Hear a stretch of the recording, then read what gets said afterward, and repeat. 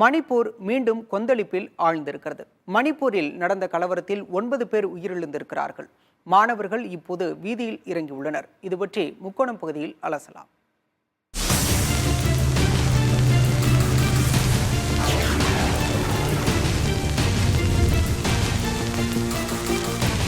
மணிப்பூர்ல மீண்டும் கலவரம் தொற்றி இருக்கிறது.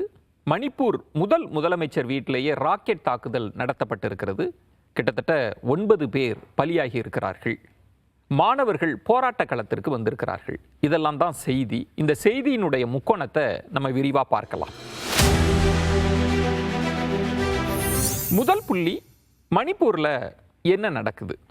முதல்ல மணிப்பூரினுடைய நிலப்பரப்பை நீங்கள் தெரிஞ்சுக்கணும். மணிப்பூரில் 10 விழுக்காடு தான் சமவெளி பகுதி, 90 விழுக்காடு மலைப்பகுதியாக இருக்குது. இந்த 10 விழுக்காட்டில் 53 விழுக்காடு கொண்ட மெய்த்தி இன மக்கள் வாழ்ந்து வராங்க. மலைப்பகுதியில் குக்கி, நாகா இன மக்கள் வாழ்ந்து வராங்க. இந்த மெய்த்தி இன மக்கள் மணிப்பூர் அரசியலில் அரசு பதவிகளில் அதிகமாக அவங்க தான் இருப்பாங்க. 60 எம்எல்ஏக்கள் அப்படின்னா 40 எம்எல்ஏக்கள் மெய்த்தி இன மக்களாக இருப்பாங்க. குக்கி இன மக்களை பொறுத்த வரைக்கும் அரசு பதவிகளில் நிர்வாகத்தில் அவங்க தான் இருப்பாங்க. காரணம், அவங்களுக்கு கிடைச்சிருக்கக்கூடிய எஸ்டி ஸ்டேட்டஸ். கடந்த ஆண்டு நீதிமன்றம் மெய்த்தி இன மக்களுக்கும் நீங்கள் எஸ்டி ஸ்டேட்டஸ் கொடுக்கலாம் அப்படின்னு சொன்னது தான் பிரச்சனைக்கு காரணமாக இருந்தது. அதற்கு பிறகு கலவரம், அப்புறம் ஒரு சின்ன அமைதி, மீண்டும் கலவரம் வெடித்திருக்கிறது. இப்போ 9 பேர் இறந்திருக்கிறார்கள். இதில் குறிப்பாக என்ன சொல்லணும் அப்படின்னா, சமீபத்தில் முதல்வர் பிரன் சிங் பேசிய ஒரு ஆடியோ பேச்சு, அது குறிப்பிட்ட இன மக்களுக்கு எதிராக இருந்தது அப்படின்னு சொல்லி, அதுதான் கலவரத்திற்கும் ஒரு பெரிய காரணமாக அமைந்திருக்கு அப்படின்னே சொல்லலாம். இன்னொன்று, அங்கே இருக்கக்கூடிய போராட்டக்காரர்கள் சொல்வது பெரும்பாலான எம்எல்ஏக்கள் மணிப்பூர் தலைநகர் இம்பாலில் இல்லை, 50 எம்எல்ஏக்கள் அங்கே இல்லை, வெளியில் ஓடிட்டாங்க, அவங்கெல்லாம் தார்மீக பொறுப்பேற்று பதவி விலகணும் அப்படின்னு சொல்கிறாங்க. அப்புறம் மத்திய அரசு அனுப்பி வைத்த பாதுகாப்பு ஆலோசகர் குல்தீப் சிங் அவரும் பதவி விலகணும் அப்படின்ற கோரிக்கையும் வைக்கிறாங்க. இரண்டாவது புள்ளி, குக்கி மெய்த்தி இன மக்கள் கோருவது என்ன, அவங்களோட கோரிக்கை என்ன, இதை விரிவாக பார்க்கலாம்.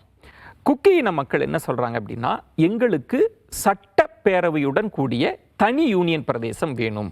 அதுதான் இப்போதைக்கு அவங்களோட கோரிக்கையாக இருக்கிறது. ஆனால் இதற்கு முன்பு பேச்சுவார்த்தையிலலாம் அவங்க என்ன சொல்லிட்டு இருந்தாங்க அப்படின்னா, ஒரு சுயேட்சையான நிர்வாக கவுன்சில் வேணும் அப்படின்னு சொல்லிட்டு இருந்தாங்க. ஆனால் இப்போது எங்களுக்கு தனி யூனியன் பிரதேசமே கொடுத்துருங்க அப்படின்னு சொல்கிறாங்க. இன்னொன்று, பிரன் சிங் என்ன செஞ்சார் அப்படின்னா, இதெல்லாம் வேண்டாம், உங்கள் பகுதியில் நாங்கள் சிறப்பு வளர்ச்சி திட்டம் கொண்டு வரேன் அப்படின்லாம் சொன்னாங்க. ஆனால் அதை குக்கி இன மக்கள் ஏற்றுக்கலை. அதெல்லாம் எங்களுக்கு வேண்டாம், தனி யூனியன் பிரதேசம் தான் வேணும் அப்படின்னு சொல்கிறாங்க.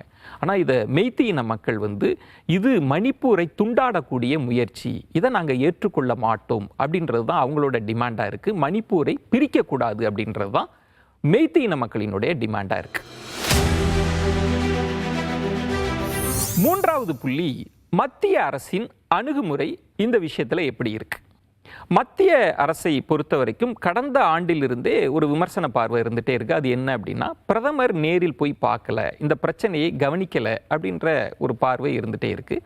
அதன் பிறகு முதல்வர் பிரன் சிங் மீது மத்திய அரசு நடவடிக்கை எடுக்கலை, அவர் குறிப்பிட்ட இன மக்களுக்கு எதிராக இருக்கிறார் அப்படின்ற விமர்சனம் வந்த பிறகும் மத்திய அரசு இதில் ஒரு நிலைப்பாடு எடுக்கலை அப்படின்ற பார்வையும் முன்வைக்கிறாங்க.